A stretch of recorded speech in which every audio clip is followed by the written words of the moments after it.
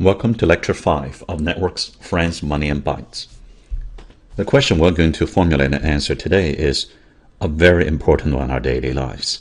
How can I trust an average rating on Amazon? Now, we have been talking about recommendation twice already. For Google's PageRank, it's recommending web pages through a ranking that turns a graph of hyperlinked web pages into a rank order list. And then for Netflix, recommendation engine, like those collaborative filtering methods used in Netflix Price, it turns the bipartite user movie graph or the user movie table into a set of rank order lists. So one list per user. So this one is individualized, but this is not. And today's topic is recommendation by Amazon. And we're talking about specifically recommendation in the form of average rating. And then in the next lecture, we will keep talking about aggregating multiple information into a simple single one.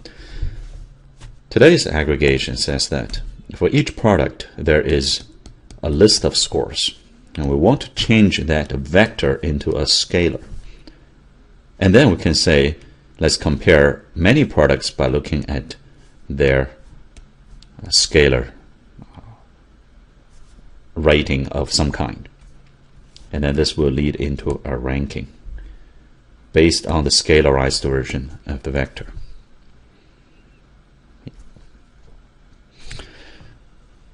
Now you may say that one easy way to convert a vector into a scalar is just to take the average. And indeed, that is what is shown on Amazon. On Amazon page, you've got a product, and then there will be the average number of stars, say 4.5 stars, 3.8 stars, and so on. So that is a scalar representation of the entire vector. Very few people have the time to go through all the reviews or all the ratings in each review, and therefore this is a nice quick summary. Many of us based our purchase decision in part on this average number.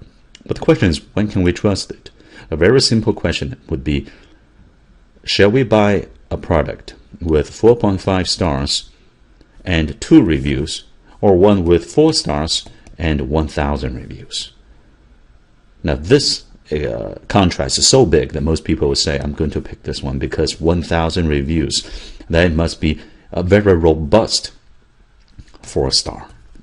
Whereas 2 reviews, I don't know what would happen if there are more reviews. What if it is, instead of this, a 4.3 stars with 100 review versus 4.1 star with 200 reviews? Now that choice would be much harder to make on an intuitive base. So how can we quantitatively understand this choice? Now, review system used in so many places, not only on Amazon, but on, for example, every step of the academic enterprise, from the application to graduate school, to a tenure-track assistant professor, to paper review, proposal review, tenure and promotion. We all rely on peer review systems. In general, peer review system, especially like those on Amazon online store, consists of 3 tuples: rating, a text of review, and reviews of review. Rating is simply just a number, and usually 1 to 5 stars. But it could also be 1 to 10. Right? It could be -3 to +3. But in any case, it is some kind of number, usually integer. And a review is a text. Now, the text could be just a couple of lines, could be 5 pages. And then reviews of review, which could be thumbs up and down, which could be, do you find it useful or not, which is again a binary review. It could actually be a text of review on this review, if you have a thread allowing rebuttal back and forth. Okay. We can also implicitly understand the quality of review through, for example, reputation score of the reviewer. So there are many challenges in understanding how to best use a review system. One is the gatekeeper problem. Can anyone enter review, or only those that actually can be verified to have bought the product or used the service? Is this anonymous or is it ID based? If it's anonymous, how can we prevent people from just entering random reviews, or competitor entering bad reviews, or the owner of the product or service entering really good reviews? There's also the issue of scale. If we give the choice of 1 to 10, often 7 becomes the mode of the distribution with the bimodal distribution around it. Okay, from 1 to 10, somewhere around 7. If instead the scale is 1 to 5, the story is different. Is that, however, large enough dynamic range? If the scale is -5 to +5, it actually changes people's psychology, because minus sounds like really bad. If the scale is only 1 to 3, it really narrows people's choices. So gatekeeping and scaling really matters before we can start even talking about review systems. Then we face this challenge we mentioned, the number of reviews. This is a particular focus point in this lecture. Now we know that more reviews is better, assuming this is not just random or artificial reviews. So if it's truly valid reviews, we want more. The question is, how big is big enough for the review population, such that the average rating is trustworthy? And in fact, can we make the rating, the average rating, modified, adjusted by the review population size?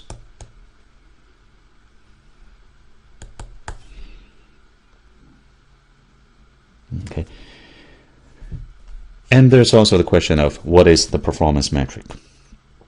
This is very difficult. First of all, depending on what you're reviewing, some of them are very subjective, like movies in IMDb or Rotten Tomato. Sometimes they're very objective. For example, electronics on Amazon. And sometimes it's in between. For example, hotels on TripAdvisor or restaurants on OpenTable. It's also driven by whose needs are we thinking about? Okay. Is it the reviewers, or is it the owner or the seller of the product and services? And how do we quantify the notion of usefulness to different parties? The lack of a universally agreed performance metric is one of the reasons why this problem is very challenging.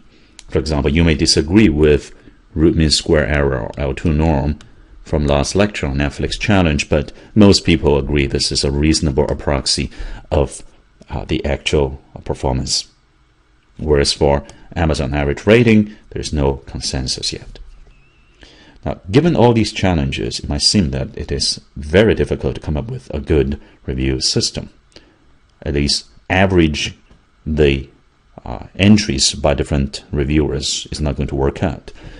However, there are also well-documented anecdotal stories that show the potential of review system or even simple averaging. A famous example is an experiment run by Galton in 1906 on a farm in Plymouth, United Kingdom. It's a farms festival, and there were many people. Most of them are not farmers themselves. And there was an ox. That's my artistic rendering of the ox. Okay, on a stage, and there are many people standing next to the ox. They each play the game of guessing how heavy the ox is. It turns out there are 787 who entered their guess on a piece of paper, okay, put it into a bin. And Galton said, oh, it is impossible for these people who are not real experts on ox weight guessing to be able to come up with an accurate guess. So he took all these numbers, and do a simple averaging, the number is 1,197 pounds. It turns out that the actual weight is 1,198 pounds. It's almost exactly accurate. So this 99.9% accuracy is just amazing. And this has been told and retold many times as a story illustrating the potential of a wisdom of crowds. So our question is, how can we generalize this observation? And can this simple averaging carry over to Amazon?